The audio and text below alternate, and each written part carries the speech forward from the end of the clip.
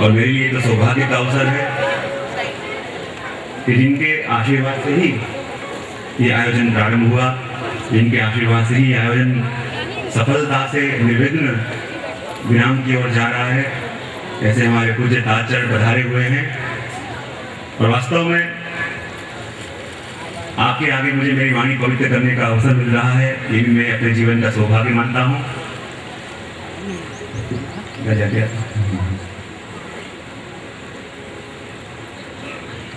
भगवान के ऊपर समंतक मणि के चोरी करने का गलत आक्षेप आया, अनेक अनेक प्रकार से भगवान ने समझाना चाहा, कोई समझा नहीं। तब प्रभु ने कहा, देखो ये जगत के लोग जब सामने बुराइयां करने लगे तो लोगों को सत्य का परिचय कराने के लिए अधिक खुलासे करने की जरूरत नहीं है। बोले क्यों? क्योंकि खुलासे करो तो भी कुछ काम का नहीं। जो आपके विरोधी हैं वो आपके खुलासे मानने वाले नहीं हैं, और जो आपके अपने हैं उनको आवश्यकता नहीं है। तो बोले बातें करके उनको समझाने का प्रयत्न मत करो, पर कार्य करके उनको परिणाम दिखा। और जब भगवान ने ये सोचा बोले क्या किया जाए, और भगवान ने लोक अपवाद को टालने के लिए धीरे धीरे प्रसेन जहां से गया उस रास्ते पे भगवान पधारे। क्या देखा? प्रसेन तो मरा पड़ा है, लेकिन मणि मणि उसके पास नहीं है। आगे से सिंह के चलने के निशान थे, सिंह के चलने के निशान पे जब भगवान आगे पधारे वहां सिंह भी मरा पड़ा था, उसके पास भी मणि नहीं था। लेकिन आगे से एक रीछ के चलने के निशान जा रहे थे, और जब रीछ के चलने के निशान के आधार पे भगवान पधारे, वही निशान एक गुफा के अंदर पधार रहे थे। और भगवान उस गुफा में पधारे जहाँ एक कन्या उस मणि को लेके खेल रही थी। और जैसे ही भगवान ने उस मणि को लेना चाहा, कन्या चिल्लाने लगी, और वो गुफा जिसकी थी ऐसे जामवान जी वहां पधारे, और ये भूल गए कि जिनके संग में युद्ध करने जा रहा हूं ये और कोई नहीं, वही रामावतार के मेरे स्वामी भगवान राम ही है। भूल गए अपने स्वामी को, और उन्होंने द्वारिकाधीश के ऊपर आक्रमण किया, और इतना भयंकर द्वंद्व युद्ध दोनों के बीच में हुआ। और कहते हैं ये युद्ध चला 28 दिन तक, 28 दिन तक युद्ध चला। और 28वें दिन जहाँ भगवान ने जोर से मुष्टिका का प्रहार जामवान जी के ऊपर किया, और उनको पता चला, अरे प्रभु आज मुझे आपके स्वरूप का ज्ञान हुआ कि आप और कोई नहीं, वही मेरे स्वामी भगवान राम ही हो। देखो प्रभु कितना बड़ा अपराध में कर बैठा। जिस स्वामी की सेवा मुझे करनी चाहिए, जिसके चरणों में मुझे नतमस्तक होना चाहिए, उन्हीं के संग मैंने युद्ध किया, उन्हीं के संग मैंने द्वंद्व किया, उन्हीं के ऊपर अपने हाथों का प्रहार मैंने किया। ये प्रभु मैं तो आपको पहचान नहीं पाया, तो कृपा करके आप बताओ आपने मुझे अपने स्वरूप का ज्ञान क्यों नहीं करवाया कि इतनी बड़ी दुष्टता में कर बैठा और आपके ऊपर हाथ उठा बैठा। तब भगवान ने कही, याद करो जामवान जी, जिस समय रामावतार के अंदर मैं रावण के संग युद्ध कर रहा था, और जब रावण के संग में युद्ध कर रहा था तुम दूर खड़े खड़े मेरा दर्शन कर रहे थे, और उस समय मुझे युद्ध करते हुए देख के क्या तुम्हारे मन में ये भाव नहीं आया था कि हे प्रभु आपने मुझे बुद्धि की सेवा तो बहुत करवाई है, पर जैसे रावण के संग युद्ध आप कर रहे हो, कभी मुझे भी आपके संग दो दो हाथ करने का मौका मिले तो आनंद आ जाता। क्या जामवान जी तुम्हारे मन में ये मनोरथ नहीं जागा? उस जन्म में तो ये मर्यादा थी कि मैं स्वामी था, तुम सेवक थे, वो मनोरथ में पूरा न कर पाया, और रामावतार में किया हुआ तुम्हारा मनोरथ मैंने कृष्णावतार के अंदर पूरा कर दिया। जामवान जी की आंखों में आंसू आ गए कि हे प्रभु कैसी कृपा आपकी, आपके तो भक्त प्रभु ऐसे हैं जो मन में कोई ना कोई मनोरथ करते ही रहते हैं, और मनोरथ करके भूल भी जाते हैं। पर प्रभु आपकी कृपा कैसी कि आपके भक्तों के मन में जागे हुए छोटे से छोटे मनोरथ को भी प्रभु आप नहीं भूलते, और समय आने पर उसे ऐसे ही पूर्ण करते हैं कि जैसा मनोरथ उन भक्तों ने किया था। प्रभु का स्वभाव कैसा है? कई बार मैं कहता हूँ उस माँ की तरह है कि जब अपने छोटे से बालक को लेके माँ कहीं बाहर जा रही थी, छोटे से बालक की दृष्टि किसी खिलौने के ऊपर पड़ी, बालक रोने लगा, माँ के पास जिद करने लगा, मुझे यही खिलौना चाहिए, मुझे ये खिलौना चाहिए। माँ ने देखा मेरा इकलौता बेटा है, वो इस खिलौने को मांग रहा है। पास जाके देखा तो इस खिलौने की कीमत इतनी अधिक थी कि माँ के पास इतनी शक्ति नहीं थी वो खिलौने लाके उसको दे सके। बच्चा रोता रहा, बार बार जिद करता रहा, बार बार आंखों से आंसू गिराता रहा। माँ ने कहा बेटा मेरे पास इतने पैसे नहीं है कि मैं तुझे ये खिलौना दिला पाऊं। उस समय तो समझा बुझा के माँ अपने बेटे को घर लेके आई, और जिस वस्तुओं के लिए बेटे ने इतना कलह किया था, इतनी जिद करी थी, घर आके बेटा तो भूल गया, लेकिन माँ ना भूल पाई कि आज मेरे बेटे ने, मेरे इकलौते बेटे ने ये खिलौने लेने की जिद करी, और मैं कैसी अभागी माँ हूँ कि मेरे बेटे की वो एक इच्छा भी कोई ना कर सके। मेरे पास इतनी शक्ति भी नहीं है। अपने भाग्य को कोसने लगी, लेकिन उस दिन से संकल्प किया कि कुछ भी हो जाए मेरे बेटे की वो इच्छा मैं पूरी करके रहूंगी। एक समय भोजन कर दी, जो भी एक एक पैसा बचता, एक एक पैसे जोड़ जोड़ के करीब 1 वर्ष के अंदर इतनी शक्ति उसके पास आई, इतने पैसे इकट्ठे हो गए कि वो खिलौना खरीद सके। और जब उसके बच्चे का जन्मदिन आया तो चुपचाप गई और वही खिलौना खरीद के पैक करके जब बेटे को दिया, और जैसे ही बेटे ने वो पैक खोला और वो वस्तु देखी कि जिसके लिए उसने कभी जिद करी थी, लेकिन जिद करके वो तो भूल भी गया था, लेकिन उस समय उसकी आंखों में आंसू आ गए कि कैसा स्वभाव मेरे माँ का, मैं तो वस्तु मांग के भूल भी गया, और अपने बेटे के मन में जागी हुई कोई भी इच्छा जैसे माँ नहीं भूलती और कभी न कभी उसको पूर्ण करती ही है। ऐसे ही स्वभाव अपने प्रभु का भी है। जाने अनजाने भक्त तो कोई ना कोई छोटी छोटी इच्छाएं मन में जागाते ही रहते हैं, और मन में इच्छा आती भी है पर हम भूल भी जाते हैं। पर हमारे प्रभु का स्वभाव ऐसे है, हमारे मन में जागे हुए एक भी इच्छा को आप भूलते नहीं हैं, और समय आने पे उसे इतने ही उत्तम रूप से पूर्ण भी करवाते हैं। जामवान जी ने क्षमा मांगी, और प्रभु ने जब मणि वापस मांगा तो भक्त कौन है जो सिर्फ प्रभु ने मांगा वही ना दे, कुछ विशेष दे रहे, वही तो भक्त है। और प्रभु भी जब किसी को देने का विचार करें, देखो अपन भी प्रभु से प्रेम करते हैं और प्रभु भी अपन से प्रेम करते हैं, पर अपने प्रेम में और प्रभु के प्रेम में फर्क क्या है? बोले दोनों में फर्क यही है कि हम भगवान को प्रेम इसलिए करते हैं कि भगवान हमको वस्तुएं दे। हम भगवान से प्रेम इसलिए करते हैं कि भगवान हमको वस्तुएं दे, और भगवान हमको वस्तुएं इसलिए देते हैं कि किसी भी बहाने मुझसे प्रेम तो करे। ये फर्क है प्रेम में अपने और प्रभु के।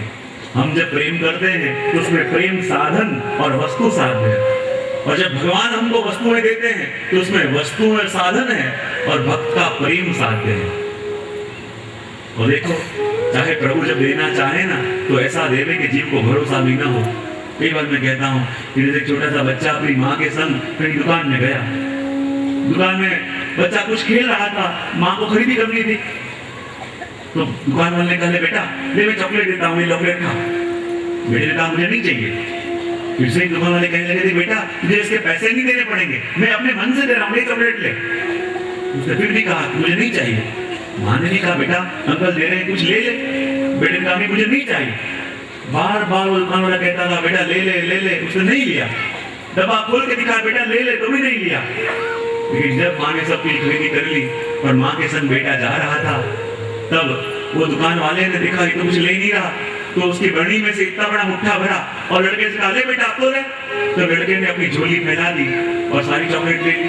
जब घर पे आया माँ कहने लगी बेटा वो अंकल तुझे इतनी बार कह रहे थे ले ले ले ले, तूने नहीं लिया, तो जब उन्होंने दिया तो तूने क्यों ले लिया?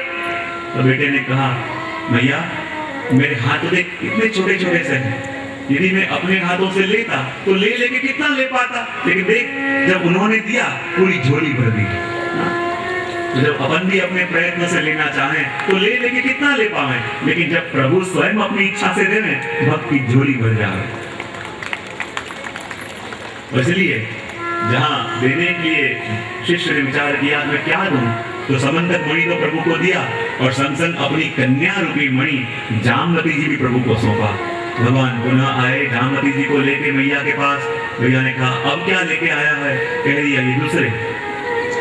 और प्रभु के दूसरे विवाह हुए जामवती जी के संग। और जहां प्रभु ने मणि ला के दिया सत्राजित को, जैसे ही मणि ला के सत्राजित को दिया और गांव के लोगों को पता चल गया कि चोरी द्वारिकाधीश ने नहीं करी थी, ये सत्राजित ही झूठ बोल रहा था, तो गांव के लोगों ने फिर से पलटी मारी। जो लोग द्वारिकाधीश की निंदा कर रहे थे अब कहने लगे ना ना द्वारिकाधीश कोई चोरी करते होंगे, ये तो सत्राजित ही ऐसा है, सत्राजित ही झूठा है। प्रभु ने कहा देखो यही दुनिया है, इसको प्रशंसा करते जितनी देर नहीं लगती, निंदा करते भी इतनी देर नहीं लगती। हाँ? अभी प्रशंसा द्वारिकाधीश की कर रहे थे, फिर उन्हीं की निंदा करनी प्रारंभ कर दी। अब जब मणि लाके दिखाया, सब लोग कह रहे ना ना द्वारिकाधीश तो कभी ऐसा कर ही नहीं सकते, ये तो सतराजित ही झूठा है। प्रभु ने कहा देखो, ये दुनिया की मान के यदि जीना चाहोगे तो ये दुनिया तुम्हें कभी जीने नहीं देगी।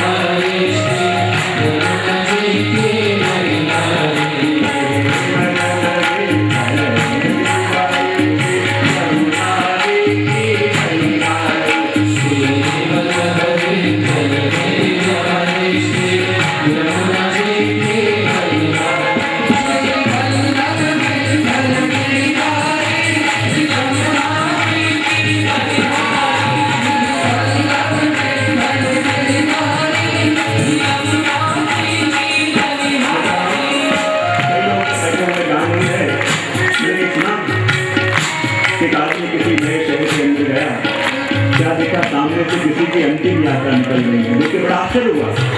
और किसी गांव वाले से पूछा, भैया ये बात समझ में नहीं आई। बोले क्या? जो चार लोग कंधे पे लेके जा रहे हैं वो भी प्रभु का नाम बोल रहे हैं, जो आगे चल रहे हैं वो भी प्रभु का नाम बोल रहे हैं, जो पीछे चल रहे हैं वो भी प्रभु का नाम बोल रहे हैं, लेकिन जो ऊपर लेटा हुआ है ये प्रभु का नाम क्यों नहीं लेगा? तब उसने कहा जो जीवित होते हैं वही प्रभु का नाम लेते हैं।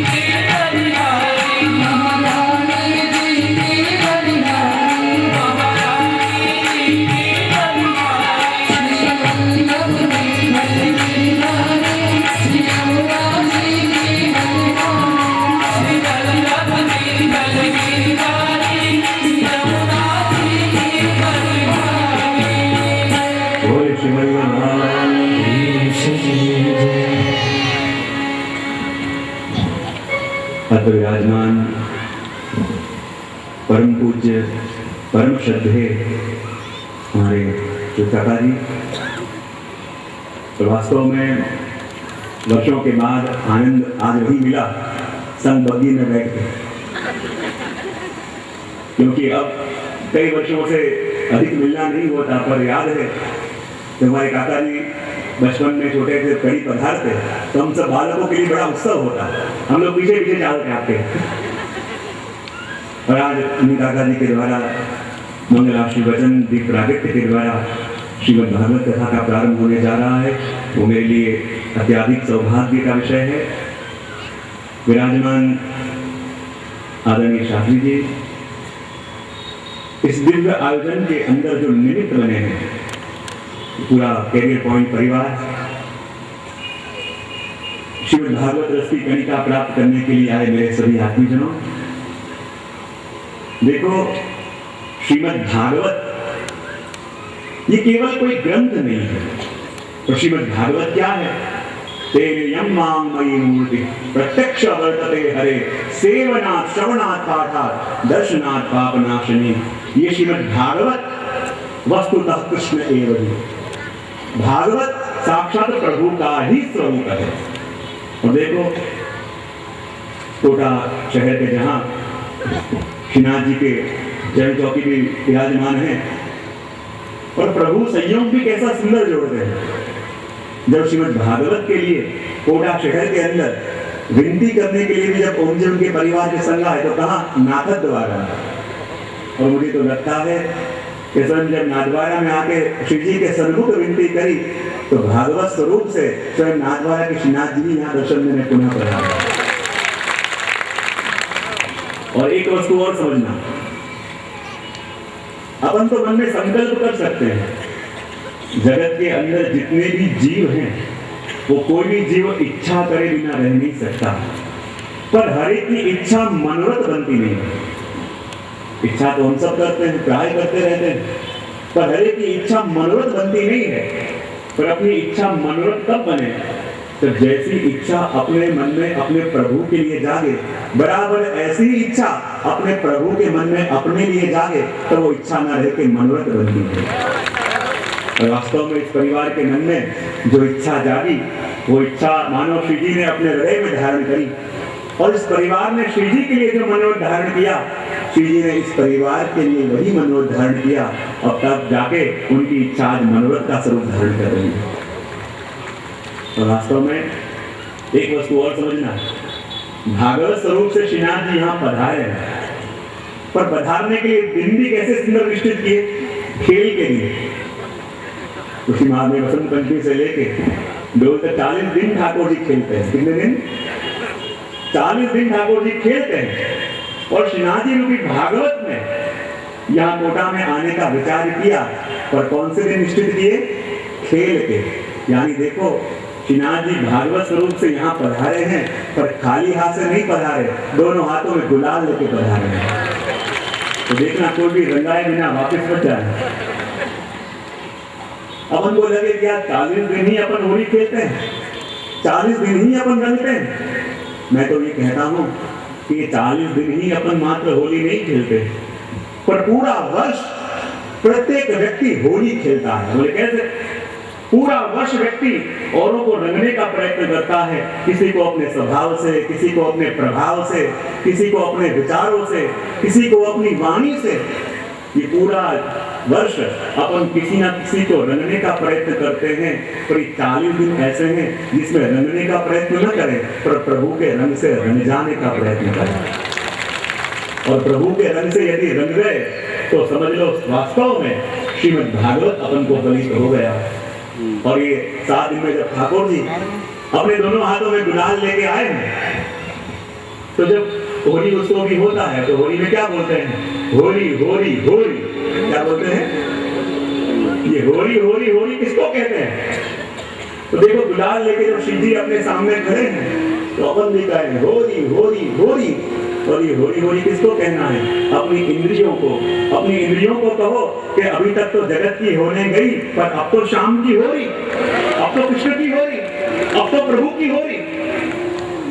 और होरी होरी करते जब ये इंद्रियों का निग्रह ठाकुर जी के स्वरूप में हो जाए, ये होरी होरी करते जब प्रभु का रंग अपने ऊपर चढ़ जाए, तब मानो वास्तव में श्रीमद् भागवत में बैठना फलित हो गया।